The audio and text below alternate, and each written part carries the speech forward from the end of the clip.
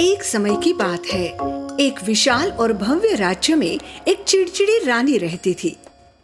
एक रात रानी नींद में बेचैन हो उठी। उसके सपने में एक रहस्यमयी स्त्री प्रकट हुई। तुम्हें दयालु बनना होगा, नहीं तो तुम अकेली रह जाओगी। रानी ने इस सपने को अनदेखा कर दिया।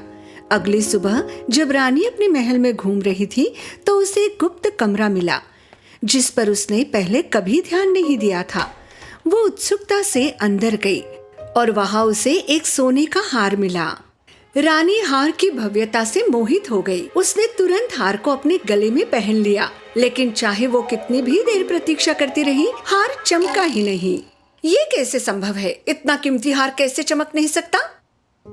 रानी ने जादूगरनी के पास जाने का फैसला लिया। जादूगरनी ने रानी की बात ध्यान से सुनी। ये हार केवल दयालु लोगों के गले में ही चमकता है। तुम्हें अच्छा बनना सीखना होगा। रानी को जादूगरनी की बात पर विश्वास नहीं हुआ। उसने हार को चमकाने के अन्य तरीके सोचे। उसने महल के सभी कीमती पत्थर इकट्ठा किए और कई तरह के काढ़े बनाए, लेकिन हर बार कोशिश करने पर हार और भी धुंधला होता गया। दिन बीतते बीतते उसने हार मान ली और जादूगरनी की बात मानने का फैसला लिया। वो महल में 3 अच्छे काम करना चाहती थी। सबसे पहले उसने महल की सबसे बूढ़ी दासी को अपने पास बुलाया। वो महिला डरी हुई थी और रानी के सामने पेश हुई। महारानी, क्या मैंने अनजाने में कोई गलती कर दी? मैंने सुना है तुम मुश्किल दौर से गुजर रही हो। मैं तुम्हें कुछ दिनों की छुट्टी दे रही हूँ ताकि तुम आराम कर सको। महिला ने आश्चर्य से रानी को धन्यवाद दिया और कमरे से चली गई।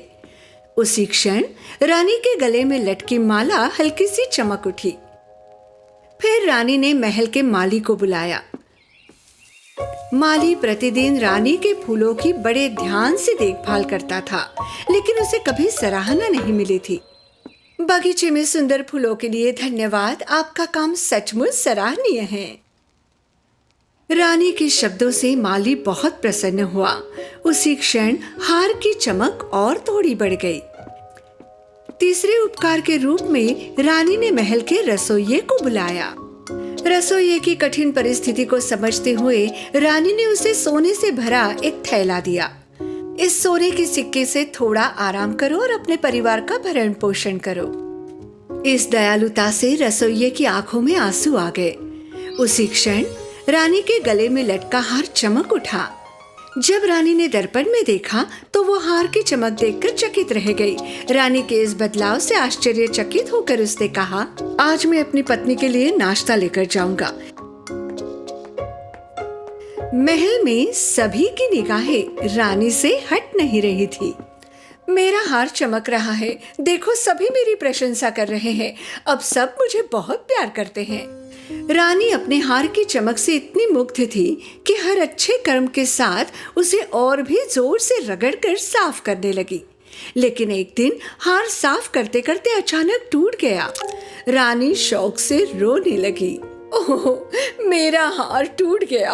अब कोई मुझसे प्यार नहीं करेगा। हाय। लेकिन लोग उनके साथ अच्छा व्यवहार करते रहे। लेकिन क्यों? मेरा हार अब चमकता नहीं। आप लोग मेरे साथ अच्छा व्यवहार क्यों कर रहे हो?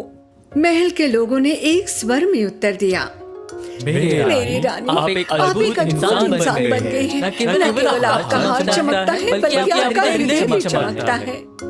उसी क्षण रानी को एहसास हुआ कि लोगों का प्यार उसके गले के हार की चमक के कारण नहीं, बल्कि उसके अच्छे स्वभाव के कारण था। और इसी तरह रानी सचमुच एक अच्छी इंसान बन गई और उसने हार के बिना भी चमकना सीख ही लिया।